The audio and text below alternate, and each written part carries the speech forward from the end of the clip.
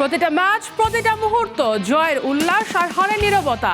মাঠের খেলা, টেবিলের খেলা, আবেগ, অ্যাকশন আর বিশ্লেষণ। খেলা যেমন, খবর তেমন, গরমাগরম। Welcome to Star Play. আপনাদের সাথে আছে আমি সার মাহবুব। শুরুতেই শিরোনাম।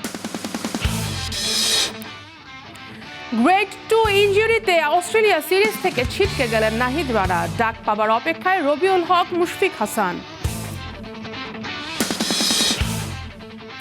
2030 ফিফা বিশ্বকাপের আগে বড় সুযোগ বাংলাদেশের সামনে। ফিফার কাছ থেকে বড় অঙ্কের টাকা বরাদ্দ পাচ্ছে বাফুফে।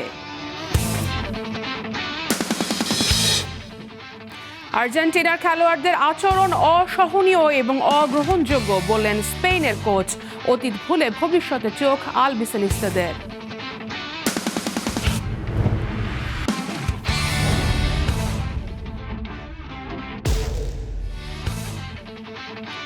অস্ট্রেলিয়া টেস্ট সিরিজের আগে টাইগার দলে বড় ধাক্কা। সিরিজ থেকে ছিটকে গেছেন দলের গতি তারকা নাহিদ রানা।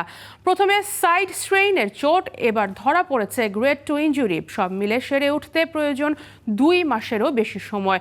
এদিকে লিটন দাসের ম্যাচ ফিটনেস নিয়েও শঙ্কায় টিম ম্যানেজমেন্ট। বিস্তারিত রেদওয়ান শাওনের রিপোর্টে।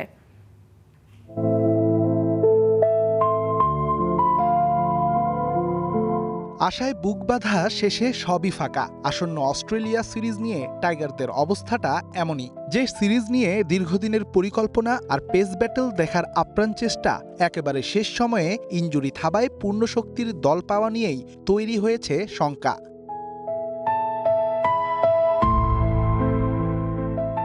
বাংলাদেশের বর্তমান টেস্ট দলের নির্ভীক যোদ্ধা নাহিদ রানা। নাহিদ থাকবেন অস্ট্রেলিয়ার মাটিতে। গতির ঝড় তোলে চোখ রাঙাবেন অজি ব্যাটারদের। দৃশ্যটা হয়তো মনের ক্যানভাসে ছবি এঁকেও রেখেছিলেন কেউ কেউ। তবে সেই আশায় গুড়ে বালি দিয়েছে জিম্বাবুয়ে সিরিজ। সে ব্রঞ্জদের বিপক্ষে ইনজুরিতে পড়েছেন চাপাই এক্সপ্রেস। প্রথমে সাইড স্ট্রেইনের চোট, পরে ধরা পড়েছে গ্রেড 2 ইনজুরি। সব মিলে সেরে উঠতে সময়ের প্রয়োজন 2 মাসের বেশি। টাইগারদের আরেক পেসার শরীফুলকে নিয়েও আছে শঙ্কা।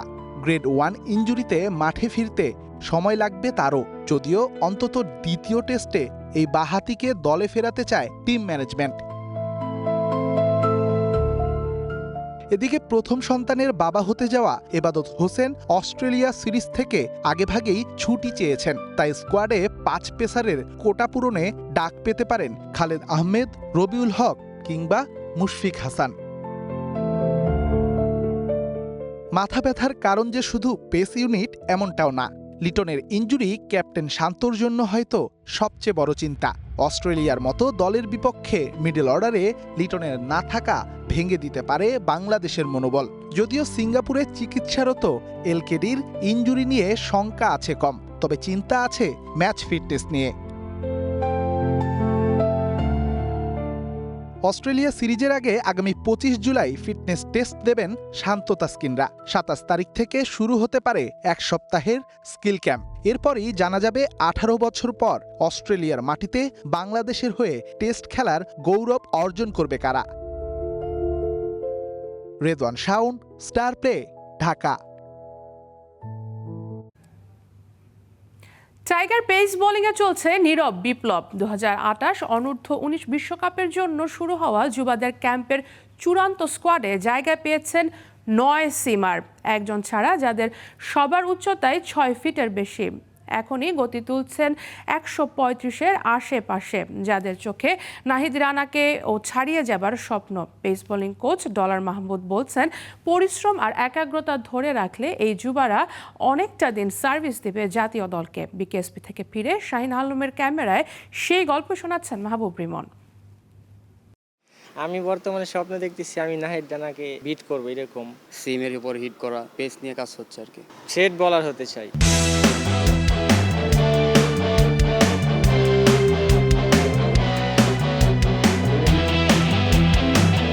ছবিগুলো ভালো করে লক্ষ্য করুন।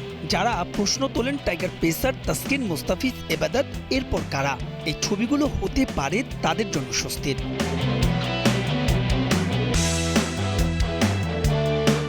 চোখে বিশ্বাস, আগুন গোলার স্বপ্ন। ব্যাটারদের জীবন নাভিশ্বাসে তোলা চাই।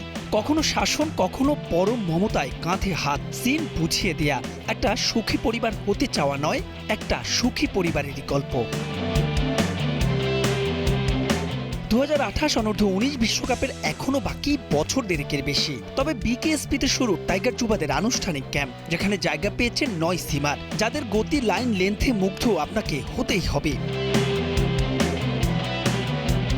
আরও একটা কারণে বিশেষ এই দলটা, ব্যতিক্রম একজন ছাড়া সবার উচ্চতাই 6 ফিটের বেশি। গতিও হর হামেশাই তোলেন 135, অ্যাগ্রেশন পারফেক্ট। সব মিলিয়ে তাই সিম ইউনিটে বাংলাদেশ পাচ্ছে যোগ্য উত্তরসূরি। সিলেক্টররা যখন সিলেকশন করেছে, স্বাভাবিকভাবে আমি ওয়াইসিএলে ছিলাম, তারপর খুলনা যখন সিলেকশন প্রক্রিয়াগুলো চলে তাদের সঙ্গে কনভারসেশন হচ্ছিল, তারাও এই জিনিসটা মাথায় রেখেছিলেন এবং স্বাভাবিকভাবে আমার মনে হয় যে একটা ভালো সিলেকশন, যেখানে পেস বোলারের হাইট লম্বা, ইভেন স্পিনারদের হাইটও যদি আপনি দেখেন সেখানেও আপনি দেখবেন যে লম্বা। সো লম্বার একটা অ্যাডভান্টেজ, সেটা চিন্তা করে ভালো বলার পেলে তাদেরকে সিলেক্ট করার কাজটা সহজ হয়ে যায়। একটা জেনারেশন আপনার যখন ভালো করবে, তখন এই পরের জেনারেশন যখন এখানে এই গ্যাপটা ফিল করবে, আসলে তারা কতটুকু চ্যালেঞ্জের মুখে পড়বে এবং কতটুকু ডেলিভার করতে পারবে, সেটা ভেরি ইম্পর্টেন্ট। তো আমাদের আসলে ওইটাই ফোকাস থাকবে, যে শুধুমাত্র যে আমরা এই 19 ফোকাস করতেছি বিষয়টা তা না, যেন আমরা এখান থেকে অ্যাটলিস্ট দুটা তিনটা ছেলে যেন ভবিষ্যতে বাংলাদেশ টিমকে রিপ্রেজেন্ট করে এবং লং টাইম ধরে খেলে। যুবারাও জানেন তাদের নিয়ে প্রত্যাশার গল্প, তবে তাদেরও আছে ভিন্ন পরিকল্পনা। কারো স্বপ্ন সিমের নাহিদ রানাকে বিট করা, কেউ বা আইডল মানেন তাসকিনকে। ভবিষ্যতের ভাবনায় এখনই নিজেদের করছেন প্রস্তুত। মূল ফোকাস দিচ্ছে হচ্ছে মানে সিমের উপর কীভাবে ইন সুইং, আউট সুইং, তারপর হচ্ছে আপনার বলটা কীভাবে আরেকটু বাউন্সি উইকেটে করা যায়, অ্যাকুরেসি বাড়ানো। লোয়ার পার্ট থেকে আর কি কাজ করতেছে, আস্তে আস্তে আপার বডিতে যাবে। মানে লোয়ার পার্টে যদি আপনি স্টেবল থাকতে পারেন তো 140 প্লাস বল করা কি ভালো, তারপরে ইনজুরি ফ্রি থাকা। অক্টোবরে অনুষ্ঠেয় এশিয়া কাপ দিয়ে বিশ্বকাপের আনুষ্ঠানিক প্রস্তুতি শুরু করবেন যুবারা। তার আগে আফগানিস্তানের বিপক্ষে খেলার কথা চলছে একটি দ্বিপাক্ষিক সিরিজ। সঙ্গে এই দুটো টুর্নামেন্টে প্রতিপক্ষের বিপক্ষে নিজেদের প্রমাণের সুযোগও ইয়াং টাইগার সিমারদের। Mahbub Rimon, Star Play, BKSP, Savar. 17 বছরের অপেক্ষার অবসান, আবারও ক্রিকেটের মক্কা লর্ডসে টেস্ট খেলবে বাংলাদেশ। তামিম ইকবালের নেতৃত্বে বিসিবির কূটনৈতিক সাফল্যের সঙ্গে যোগ হয়েছে নারী দলের পূর্ণাঙ্গ ইংল্যান্ড সফরও। ইতিহাস, আবেগ আর নতুন সম্ভাবনার এই অধ্যায়ে টাইগারদের সামনে এখন একটাই লক্ষ্য, লর্ডসের স্মৃতিকে শুধু নস্টালজিয়ায় নয়, রাঙাতে হবে নতুন এক ঐতিহাসিক জয়ে। বিস্তারিত গোলাম মোর্শেদের রিপোর্টে।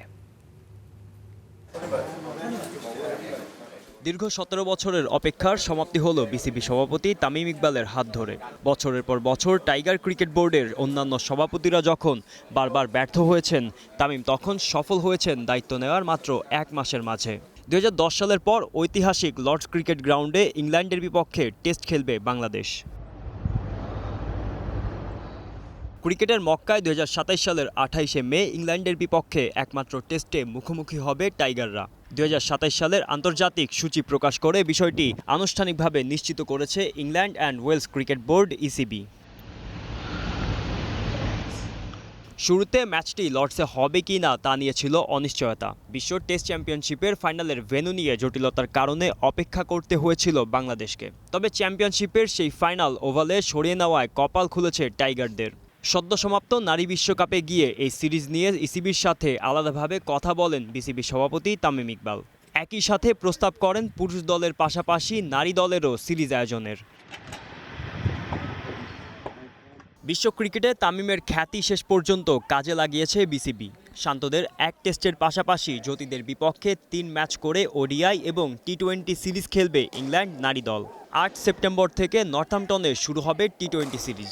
10 ও 12 সেপ্টেম্বর এই সিরিজ শেষ হওয়ার পর 17 সেপ্টেম্বর থেকে হবে ওয়ানডে সিরিজ খেলবে জ্যোতিরা। সিরিজের বাকি ম্যাচ হবে 21 ও 24 সেপ্টেম্বর ক্যান্টারবারি আর চেমসফোর্ডে। লর্ডসের সবশেষ টেস্টে তামিম ইকবালের দুর্দান্ত সেঞ্চুরি এবং শাহাদাত হোসেন রাজীবের ঐতিহাসিক ফাইফার বাংলার ক্রিকেটের সবচেয়ে সুখকর স্মৃতি।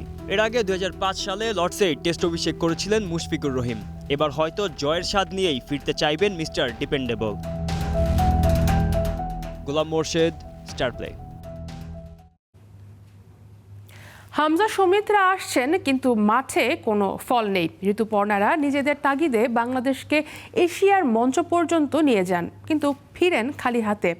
বাংলাদেশের ফুটবল নিয়ে আগ্রহ বা উন্মাদনা কখনোই কম না, কিন্তু তারপরও ফুটবল পাগল এই দেশের ফুটবলের অবস্থা বা অবকাঠামো এত খারাপ কেন? ফিফা 2026 সংস্করণ থেকে বিশ্বকাপের দল সংখ্যা 32 থেকে বাড়িয়ে 48-এ উন্নত করায় এশিয়ান ফুটবল কনফেডারেশনের জন্য বরাদ্দকৃত কোটা 4.5 থেকে বেড়ে 8.5-তে দাঁড়িয়েছে। এই সুযোগের অর্থ হলো এশিয়ার মাঝারি সারির দলগুলোর জন্য এখন বিশ্বকাপের মঞ্চে যাওয়ার পথ আগের চেয়ে অনেক বেশি প্রশস্ত। বাংলাদেশকে যদি এই সুযোগ কাজে লাগাতে হয়, তবে প্রথমেই এশিয়ার শীর্ষ 15 থেকে 20টি দলের মাঝে নিজেদের জায়গা করে নিতে হবে। বাংলাদেশের দীর্ঘ পরিকল্পনার রাস্তা এখনও বংশোদ্ভূত প্রবাসী খেলোয়াড় নিয়ে আসা আর কোচ পরিবর্তন পর্যন্তই সীমাবদ্ধ। বর্তমানে এশিয়ার 47টি দেশের মাঝে বাংলাদেশের অবস্থান 39-এর কাছাকাছি। সেখান থেকে এই লক্ষ্য অর্জন করতে হলে বিশ্ব র্যাঙ্কিংয়ে বিশাল এক লাফ দিতে হবে হামজাদের। সঠিক পরিকল্পনা ছাড়া এটা এখনও বাংলাদেশের জন্য প্রায় অসম্ভব একটা বিষয়। এবারের ফিফা বিশ্বকাপে শুধু দল না, বেড়েছে ফিফার আয়ও, আর তাতে সবথেকে বেশি লাভবান হয়েছে ফিফা ফরওয়ার্ডে থাকা দলগুলো। বাংলাদেশও আছে এই প্রোগ্রামে। ফলে বিশ্বকাপে অংশ না নিয়ে এই তহবিল থেকে $8 মিলিয়ন পাচ্ছে বাফুফে, বাংলাদেশের মুদ্রায় যেটা 95 কোটি টাকার বেশি। বাংলাদেশকে এই মোটা অঙ্কের অর্থ মূলত প্রদান করা হচ্ছে ফিফার বিশেষ ফ্ল্যাগশিপ প্রজেক্ট ফিফা ফরওয়ার্ডের অধীনে। ফিফার official financial guidelines and annual report অনুযায়ী 2023 থেকে 2026 সালের বিশ্বকাপ চক্রের মধ্যে প্রতিটি সদস্য দেশের জন্য মোট $8 মিলিয়ন পর্যন্ত ডেভেলপমেন্ট ফান্ড বরাদ্দ রাখা হয়েছে। এই বিশাল অঙ্কের ফান্ড বাফুফেকে মূলত দুটি প্রধান খাতে ভাগ করে দেয়া হয়: পরিচালন ও প্রশাসনিক ব্যয়। এই ফান্ডের মধ্য থেকে প্রতি বছর সর্বোচ্চ $1.25 মিলিয়ন প্রদান করা হয় ফুটবল বোর্ডের দৈনন্দিন প্রশাসনিক ও পরিচালনা ব্যয় নির্বাহের জন্য। দ্বিতীয়ত, দীর্ঘমেয়াদী ফুটবল প্রজেক্ট। ফান্ডের বাকি $3 মিলিয়ন দেয়া হয় সুনির্দিষ্ট ও দীর্ঘমেয়াদী ফুটবল প্রজেক্টের জন্য, যার মধ্যে আছে খেলোয়াড়দের উন্নত প্রশিক্ষণ সুবিধা, যুব একাডেমি তৈরি, দেশের তৃণমূল ফুটবল ও নারী ফুটবলের মান উন্নয়ন। তবে এই অর্থ ছাড়ের ক্ষেত্রে কঠোর শর্ত ও নজরদারিও করবে ফিফা। উন্নয়ন তহবিল পেতে হলে সংশ্লিষ্ট ফুটবল ফেডারেশনকে নির্দিষ্ট প্রকল্প পরিকল্পনা ও বাজেট ফিফা ডেভেলপমেন্ট কমিটির কাছে জমা দিতে হয়। প্রকল্প অনুমোদনের পর ধাপে ধাপে অর্থ ছাড় দেওয়া হয় এবং অর্থের যথাযথ ব্যবহার নিশ্চিত করতে হয়। প্রতি বছর আন্তর্জাতিক স্বাধীন অডিটরের মাধ্যমে অডিট পরিচালিতও হয়। মাঠের অভাব, অনুশীলনের অনুপযুক্ত পরিবেশ এবং তৃণমূল পর্যায়ে খেলোয়াড় তৈরির ঘাটতি বাংলাদেশের ফুটবলকে পেছনে টেনে ধরেছে। 1992 সালে জাপান যখন জে লিগ শুরু করে এবং শতবর্ষী রূপরেখা ঘোষণা করে, তখন তারা অনূর্ধ্ব 12 থেকে অনূর্ধ্ব 21 পর্যন্ত নিরবিচ্ছিন্ন লিগ কাঠামো তৈরি করেছিল। জাপানের এই পরিকল্পনা বিশ্বকাপের মাঠে কিভাবে প্রতিফলিত হয়েছে সেটা পুরো বিশ্বই দেখেছে। এশিয়ান কাপের ড্র হলো বৃহস্পতিবার। সেখানে উত্তর কোরিয়া, দক্ষিণ কোরিয়া আর মিয়ানমারের কঠিন গ্রুপে পড়েছে বাংলাদেশ নারী দল। নারী দলের জন্য এই গ্রুপ থেকে উঠে এসে চমক দেখানোর সম্ভাবনা প্রায় নেই বললেই চলে। ফলে আরও একটা শিক্ষণীয় টুর্নামেন্ট ঝুলিতে যোগ হতে যাচ্ছে পিটার বাটলারের দলের। এরপর নভেম্বরে এবারের পুরুষ সাফ আয়োজন করবে বাংলাদেশ। হামজাদের নিয়ে এই টুর্নামেন্ট থেকেই নিজেদের দিন বদলের নতুন অধ্যায়ের শুরু করতে চাইবে বাফুফে। সার মাহবুব, স্টার প্লে। মাঠে যতটা, মাঠের বাইরেও ততটাই আলোচনায় থাকেন নেইমার। এবারও তার ব্যতিক্রম হলো না। পোকার টুর্নামেন্টে অংশ নেওয়ায় সমালোচনার ঝড় ওঠে, এমনকি অনুশীলনের ভিডিও পোস্ট করেও থামেনি কটূক্তি। অবশেষে নীরবতা ভেঙে সমালোচকদের কড়া জবাব দিয়েছেন ব্রাজিলিয়ান এই তারকা। বিস্তারিত তানজিম ঐশীর রিপোর্টে। আমাকে নিয়ে সমালোচনা না করে নিজেদের জীবন নিয়ে ভাবুন, নেইমার জুনিয়র। বিশ্বকাপ শেষে সান্তোসে ফিরে গিয়ে অনুশীলন শুরু করেছেন ব্রাজিলিয়ান তারকা। তবে কোপা সুদামেরিকানার ম্যাচে দলের সঙ্গে সফরে যাননি তিনি। অথচ একই দিনে সাও পাওলোতে একটা পোকার টুর্নামেন্টে অংশ নেওয়ার ছবি ছড়িয়ে পড়তেই শুরু হয় তীব্র সমালোচনা। অনেকেই প্রশ্ন তোলেন, ম্যাচ খেলার মতো ফিট না হলে পোকার খেলতে গেলেন কিভাবে। এরপর পরিস্থিতি হয় আরও উত্তপ্ত যখন অনুশীলনে ফেরার একটা ভিডিও ইনস্টাগ্রামে পোস্ট করেন নেইমার। তাতে প্রশংসা তো নয়ই, বরং সেই পোস্টের মন্তব্যের ঘর ভরে ওঠে সমালোচনা আর গালিগালাজে। অবশেষে আর চুপ থাকতে পারেননি ব্রাজিলিয়ান সুপারস্টার। নিজের ইনস্টাগ্রাম স্টোরিতে একটা ভিডিও প্রকাশ করে সমালোচকদের উদ্দেশ্যে তিনি বলেন, আমি দ্বিতীয় অনুশীলনের প্রস্তুতি নিচ্ছিলাম, তখন মনে পড়ল ছুটির দিনে পোকার খেলেছি, এটা নিয়ে সবাই কথা বলছে। অথচ সেদিন সকালে আমি অনুশীলন করেছি, ম্যাচে যাইনি, কারণ আমি মাত্রই চোট থেকে ফিরে অনুশীলন শুরু করেছি, আর পরের দিন ছিল আমার ছুটির দিন। এখন আবার অনুশীলনের জন্য প্রস্তুতি নিচ্ছি, দেখি অনুশীলনের পরেও আপনারা কথা বলেন কিনা, নাকি শুধু সমালোচনাই করবেন। নিজেদের জীবন নিয়েও একটু ভাবুন। নেইমারের এই প্রতিক্রিয়ার পর বিষয়টা নতুন মাত্রা পেয়েছে। যদিও শুরু থেকেই তার পাশে ছিল সান্তোস। ক্লাবের কোচ কুকা একদিন আগেই জানিয়েছিলেন, নেইমারকে ম্যাচে না নেওয়ার সিদ্ধান্ত ছিল পুরোপুরি ফিটনেস পরিকল্পনার অংশ। তার ভাষায়, সামনে মাত্র 10 দিনে 4টা ম্যাচ, তাই দীর্ঘ সফরে না নিয়ে নেইমারকে ক্লাবে রেখে অনুশীলন করানো হয়েছে, যাতে তিনি দ্রুত শতভাগ ফিট হয়ে টানা ম্যাচ খেলতে পারেন। কোচের মন্তব্যের পরও কটূক্তি থামছে না। পোকার টেবিল থেকে শুরু করে বিতর্ক শেষ পর্যন্ত গিয়ে ঠেকেছে সামাজিক যোগাযোগ মাধ্যমের বাকযুদ্ধে। তাজিম ওসিম, স্টার প্লে। বিশ্বকাপের ফাইনাল শেষ হয়েছে, ট্রফিও উঠেছে স্পেনের হাতে, কিন্তু শিরোপা জয়ের আনন্দকে ছাপিয়ে এখন আলোচনায় একটাই বিষয়, শেষ বাঁশির পর দুই দলের খেলোয়াড়দের উত্তপ্ত সংঘর্ষ। সেই ঘটনার পর এবার মুখ খুললেন স্পেনের বিশ্বজয়ী কোচ লুই দে লা ফুয়েন্তে। আর্জেন্টিনার কিছু খেলোয়াড়দের আচরণকে তিনি বলছেন অসহনীয় এবং অগ্রহণযোগ্য। শুধু তাই নয়, নিজ দলের খেলোয়াড়দের সংযমেরও প্রশংসা করেছেন তিনি। তানজিম ঐশীর রিপোর্টে বিস্তারিত। এটা একেবারে অসহনীয়, অগ্রহণযোগ্য। ফাইনালের বিব্রতকর পরিস্থিতি নিয়ে এতদিন চুপ ছিলেন লুইস দে লা ফুয়েন্তে। অবশেষে আর্জেন্টিনাকে একেবারে ধুয়ে দিলেন স্পেনের বিশ্বকাপ জয়ী কোচ। ফাইনালে চ্যাম্পিয়ন স্পেন, মাঠ জুড়ে উৎসব, 16 বছর পর আবারও বিশ্ব চ্যাম্পিয়নের মুকুট। কিন্তু সেই আনন্দ বেশিক্ষণ স্থায়ী হয়নি। শেষ বাঁশি বাজতেই শুরু হয়েছিল উত্তেজনা, ধাক্কাধাক্কি, তর্ক, হাতাহাতি। বিশ্বকাপ ফাইনালের শেষ দৃশ্য হয়ে উঠেছিল এক অস্বস্তিকর অধ্যায়।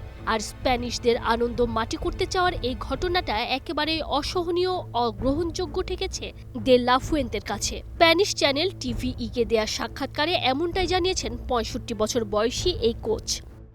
ঘটনাগুলো যখন ঘটছিল তখন আমি কিছুই বুঝতে পারিনি। সম্ভবত আমি তখন খেলোয়াড়দের সঙ্গে উদযাপনে ব্যস্ত ছিলাম। পরে ভিডিও দেখে বুঝেছি কি হয়েছে। যাই হোক, এটা একেবারেই অসহনীয় এবং অগ্রহণযোগ্য। এমন ঘটনা কখনোই মেনে নেওয়া যায় না। দে লা ফুয়েন্তের মতে এমন উচ্চমানের ফুটবলারদের কাছ থেকে তিনি ভিন্ন আচরণ প্রত্যাশা করেছিলেন। ওরা অসাধারণ মানের খেলোয়াড়, আমি বহুবার তাদের প্রশংসা করেছি। তাদের একজন দুর্দান্ত কোচও আছেন, যিনি নিশ্চয়ই এসব প্রতিক্রিয়া দেখে আমাদের মতোই কষ্ট পেয়েছেন, কিন্তু এমন আচরণ কোনোভাবেই গ্রহণযোগ্য নয়। এই মাস্টারমাইন্ড নিজের দলের খেলোয়াড়দের আচরণেরও প্রশংসা করে বলেন, উস্কানি আর আগ্রাসনের মুখেও তার খেলোয়াড়রা নিজেদের সংযত রেখেছে। তারা প্রকৃত ক্রীড়াসুলভ আচরণের পরিচয় দিয়েছে। অবশ্য বিশ্বকাপ জয়ের অনুভূতি নিয়ে কথা বলতে গিয়েও এক অসাধারণ অভিজ্ঞতার কথা জানিয়েছেন তিনি। লুইস দে লা ফুয়েন্তের জন্য বিশ্বকাপ জয়ের আনন্দটা ঠিক কেমন? কোচের সাফ জবাব, দিন যত যাবে আমি হয়তো এই অর্জনের প্রকৃত গুরুত্ব আরও ভালোভাবে উপলব্ধি করতে পারব। Tanzim Osim, Star Play. আর্জেন্টিনাকে বিশ্বকাপ থেকে চিরতরে বাদ দেওয়ার দাবি তুলেছে ফুটবল ফ্যানরা। লিওনেল মেসিদের যাতে বিশ্বকাপে অংশগ্রহণ করতে না দেওয়া হয়, এজন্য প্রায় 2.5 কোটি মানুষ সই করেছে, যা রেকর্ড করতে যাচ্ছে গিনেস বুক অফ ওয়ার্ল্ডে। বিশ্ব ফুটবলের কেউই যেন আর্জেন্টিনাকে পছন্দ করে না। লিওনেল মেসিদের চিরতরে বিশ্বকাপ থেকে বাদ দিতে জোরালো দাবি উঠেছে। আর্জেন্টিনাকে একেবারে নিষিদ্ধ করার জন্য প্রায় 2.5 কোটি মানুষ সই করেছে, যা রেকর্ড করতে যাচ্ছে গিনেস বুক অব ওয়ার্ল্ডে। তাদের দাবি, আর্জেন্টিনার জন্য সব দল সমান সুযোগ পায় না। এবারের বিশ্বকাপ ফাইনাল বাদে পুরো টুর্নামেন্টে আর্জেন্টিনার বিপক্ষে নানা অভিযোগ ছিল। ফিফার বাড়তি সুবিধা, রেফারির পক্ষপাতিত্ব, নানা সমালোচনা শুনতে হয়েছে লিওনেল স্কালোনির দলকে। ইউরোনিউজের দেওয়া তথ্য অনুযায়ী লিভ আর্জেন্টিনা শিরোনামে একটি গণস্বাক্ষর অভিযানে স্বাক্ষর করেছে 2,33,00,000-এর বেশি মানুষ। পিটিশনে ফিফা ও রেফারিদের বিরুদ্ধে আর্জেন্টিনাকে বিশেষ সুবিধা দেওয়ার অভিযোগ তুলে প্রশ্ন রাখা হয়, ফলাফল যদি আগেই নির্ধারিত হয়ে থাকে তবে খেলার দরকার কি? আর্জেন্টিনাকে বিশ্বকাপ থেকে বাদ দেওয়া হোক এবং সবাইকে সমান সুযোগ দেওয়া হোক। প্রাথমিকভাবে ওই পিটিশনের লক্ষ্য ছিল 50 লাখ স্বাক্ষর সংগ্রহ করা, তবে তা এখন গিনেস ওয়ার্ল্ডে রেকর্ড করতে যাচ্ছে। 1997 সালে জুয়েলে 2000-এর জন্য 24 মিলিয়নের বেশি স্বাক্ষর জমা হয়েছিল, যা এখন পর্যন্ত শীর্ষে। পুরো বিশ্বের মানুষ যখন আর্জেন্টিনাকে নিষিদ্ধের দাবি তুলছে, তখন লাতিন আমেরিকার দেশটি আবার চাচ্ছে বিশ্বকাপের ফাইনাল পুনরায় খেলতে। গিজেলা সানচেজ নামের এক সমর্থক আর্জেন্টিনাকে আবারও ফাইনাল খেলানোর দাবিতে একটি পিটিশন চালু করেছে, যেখানে 62,000-এর বেশি সই সংগ্রহ করা হয়েছে। সেখানে দাবি করা হয়েছে ফাইনালে আর্জেন্টিনার সাথে অবিচার করা হয়েছে। রেফারি সব সিদ্ধান্ত মেসিদের বিপক্ষে নিয়েছেন। বলতে গেলে পুরো টুর্নামেন্টে যে অভিযোগগুলো উঠেছিল আর্জেন্টিনার বিপক্ষে, এখন সেই অভিযোগগুলোই তুলছে খোদ আর্জেন্টাইন ফ্যানরাই। ইয়াসির আরাফাত, সবুজ, স্টার প্লে। মেসি সরে যাওয়ার পর কি পথ হারাবে আর্জেন্টিনার ফুটবল? 2030 বিশ্বকাপে কারা আলবিসেলেস্তে জার্সিতে দুটি ছড়াবেন? সেরাদের সাথে টক্কর দেওয়ার মতো প্রতিভা কি রয়েছে? রহমান পেয়ারের এক্সপ্লেইনার। মেসি পরবর্তী যুগে ফুটবলের রাজত্ব কি হারিয়ে ফেলবে আর্জেন্টিনা, নাকি শুরু হবে আর্জেন্টিনার আরও এক নতুন স্বর্ণযুগ? লিওনেল মেসি যখন শেষমেশ আলবিসেলেস্তেদের 10 নম্বর জার্সিটা তুলে রাখবেন, তখন বিশ্বের কোটি কোটি ভক্তের মনে একটাই প্রশ্ন উঠবে, এরপর কে? তবে উত্তরটা কিন্তু এরই মধ্যে তৈরি। 2026 বিশ্বকাপ পরবর্তী সময়ে বিশ্ব ফুটবলের দাপট বজায় রাখতে আর্জেন্টিনা তৈরি করছে এক অপ্রতিরোধ্য তরুণ ব্রিগেড, যারা কেবল মেসির উত্তরসূরি নয়, বরং আগামী এক দশক বিশ্ব ফুটবল শাসনের সব রসদ সাথে নিয়ে এসেছে। বিশ্বমানের অভিজ্ঞ তরুণ থেকে শুরু করে ইউরোপ কাঁপানো টিনেজ বিস্ময়, আর্জেন্টিনা ফুটবলের ভবিষ্যৎ তারকা কারা, যারা 2030 বিশ্বকাপের মঞ্চে আলবিসেলেস্তেদের পতাকা উঁচিয়ে রাখতে প্রস্তুত। অভিজ্ঞ কাণ্ডারি, নতুন যুগের মূল স্তম্ভ এরা। ইতিমধ্যে বিশ্বজয়ী দলের অংশ এবং বিশ্ব ফুটবলের সবচেয়ে বড় মঞ্চে নিজেদের প্রমাণ করেছেন। বয়স 27-এর কম হলেও আগামী দিনগুলোতে এরাই হবেন দলের মেরুদণ্ড। হুলিয়ান আলভারেজ আধুনিক ফুটবলের একজন আদর্শ ফরওয়ার্ড। বল ছাড়া তার অক্লান্ত প্রেসিং এবং ক্লিনিক্যাল ফিনিশিং তাকে যে কোনো প্রতিপক্ষের জন্য আতঙ্কের নাম বানিয়ে তুলেছে। এনজো ফার্নান্দেস মাঝ মাঠের আসল মেট্রোনোম। খেলার গতি কিভাবে নিয়ন্ত্রণ করতে হয় এবং চাপের মুখে কিভাবে ঠান্ডা মাথায় পাস বাড়াতে হয়, তা তিনি বিশ্ব মঞ্চে প্রমাণ করে দিয়েছেন। আলেক্সিস ম্যাকঅ্যালিস্টার তার অসাধারণ ট্যাকটিক্যাল ফ্লেক্সিবিলিটি এবং ক্রিয়েটিভিটি দলের মিডফিল্ডকে সচল রাখে। আজকে খেলাও থামবে না, খবর না, সাথে থাকুন স্টার প্লে।